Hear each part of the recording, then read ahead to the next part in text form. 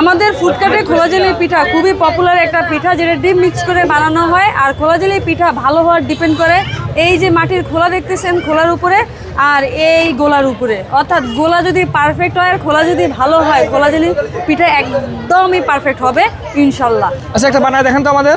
আচ্ছা, আমি এখন দেখাচ্ছি। হ্যাঁ আপু, কতক্ষণ লাগবে? ভাইয়া 1.5 মিনিটের মতো সময় লাগে।